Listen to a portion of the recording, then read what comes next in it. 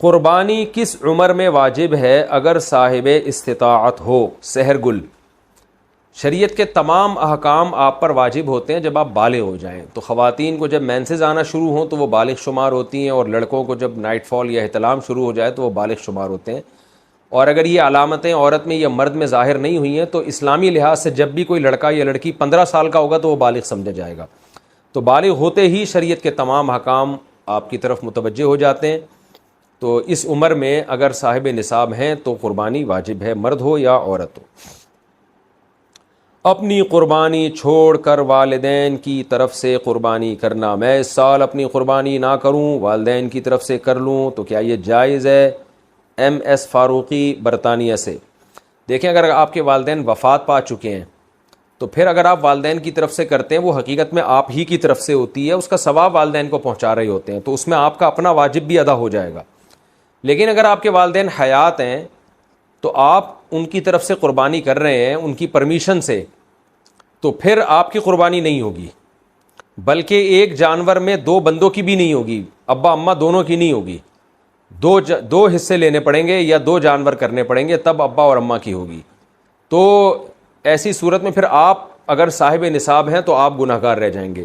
تو اگر آپ کے والدین حیات ہیں، زندہ ہیں، تو پھر تو آپ اپنی طرف سے قربانی کریں، اور والدین صاحب نصاب ہیں تو ان کی طرف سے الگ کر لیں، صاحب نصاب نہیں ہے تو ضرورت نہیں ہے کرنے کی. اور اگر والدین دنیا سے جا چکے ہیں تو ان کی طرف سے قربانی وہ اصل میں آپ ہی کی اپنا ہی قربانی کہلاتی ہے، کیونکہ مردہ جو ہے وہ تو شرعی احکام کا، عبادت کا مکلف نہیں ہے، جو میت ہے.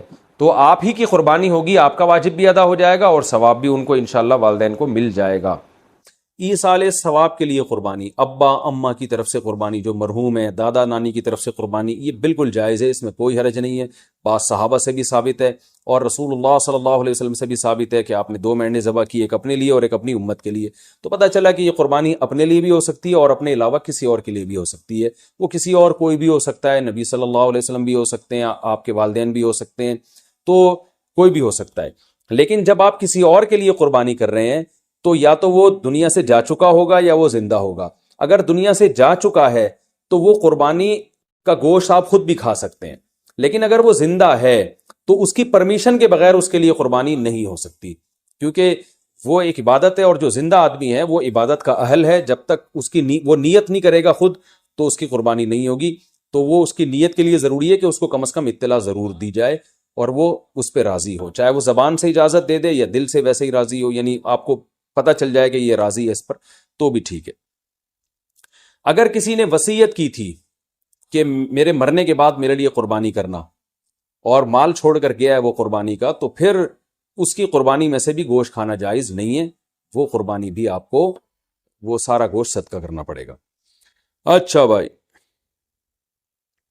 ایک مسئلہ یہ بھی ہے کہ قربانی کسی نے نہیں کی اور بعد میں خیال آیا کاش میں قربانی کر لیتا، تو یاد رکھیں بقرعید کے 3 دن جب گزر جائیں گے تو اس کے بعد قربانی اب جائز، یعنی اب قربانی جائز نہیں ہوگی، کیونکہ وہ 3 دن گزر گئے، قربانی کا ٹائم ختم ہو گیا. اب آپ نے اگر جانور ذبح کیا تو اس کا سارا گوشت آپ صدقہ کر دیں، اور بہتر یہی ہے کہ جانور کی قیمت صدقہ کریں آپ، کیونکہ اب قربانی کا ٹائم چلا گیا. تو اس لیے بقرعید کے 3 دنوں، پھر وہ اگلے سال بقرعید میں بھی نہیں ہو سکتی قضا اس کی، تو بس بقرعید کے 3 دن کے اندر اندر تو جانور ذبح کرنا ہے. اگر آپ نے ذبح نہیں کیا اور آپ پر قربانی واجب تھی، آپ سے غلطی ہوئی ہے، تو اب 3 دنوں کے بعد آپ نے کیا کرنا ہے، اس جانور کا یعنی اس جانور کی قیمت آپ صدقہ کر دیں. اب جو ہے وہ قربانی کا ٹائم چلا گیا. اور یہ بھی یاد رکھیں، اس پر بہت مضبوط دلائل ہیں کہ قربانی کے صرف 3 دن ہیں. اس پر میں کلپ ریکارڈ کروا چکا ہوں، صحابہ تابعین کے آثار ہیں، احادیث ہیں کہ صرف 3 دن قربانی جائز ہے، چوتھے دن قربانی جائز نہیں ہے. بہت ساری روایات ہیں اس پر صحابہ کرام کی، تقریباً اجماع ہے اس کے اوپر کہ چوتھے دن قربانی جائز نہیں ہے. اور جو چوتھے دن والی حدیث ہے وہ بالاتفاق ضعیف ہے. تو اس لیے اپنے اہم ترین عبادت کو آپ ضائع نہ کریں.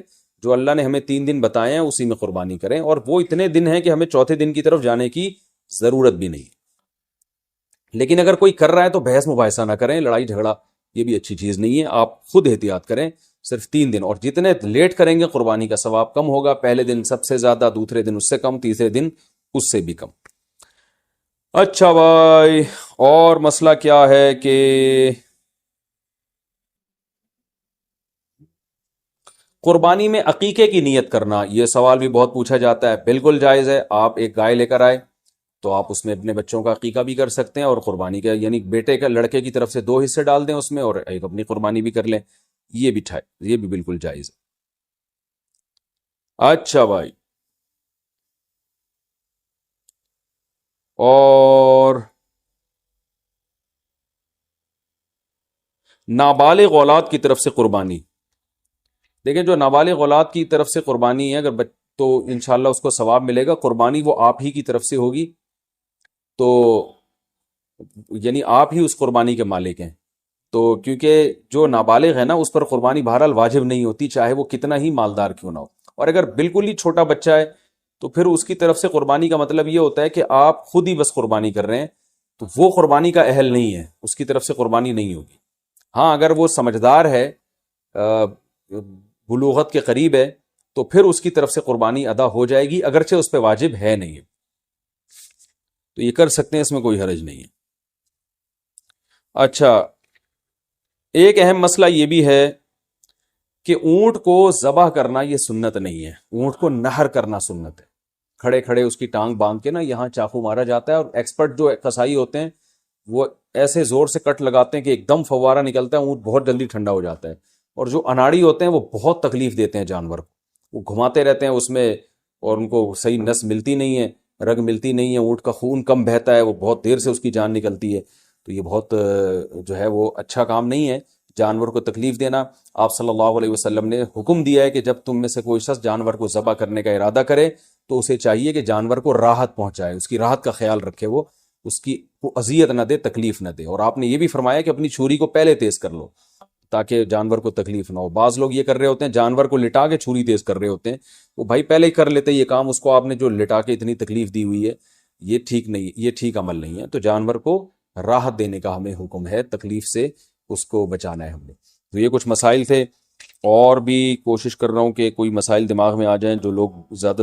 ایک اور مسئلہ رہ گیا کہ قصائی کو گوشت اجرت کے طور پہ دینا جائز نہیں ہے. قصائی کو الگ سے اجرت دیں. گوشت ویسے ہی جب بیٹھا ہو تو کھانا وانا گوشت پکا کے کھلا سکتے ہیں، سب کھا رہے ہوتے ہیں تو وہ بھی کھا سکتا ہے. لیکن گوشت جو الگ سے قصائی لوگ سائڈوں پہ نکال لیتے ہیں، پٹ کا گوشت الگ کر دیا، چانپیں ادھر کر دی، بہت ہاتھ گھوم رہے ہوتے ہیں بعض قصائیوں کے، تو ان کو منع کریں اس عمل سے. اور خاص طور پہ جو مشترک جانور ہے حصوں والا، اس میں تو یہ عمل اور بھی برا ہے. اللہ تعالیٰ عمل کی توفیق عطا فرمائے. وما علینا الا البلاغ.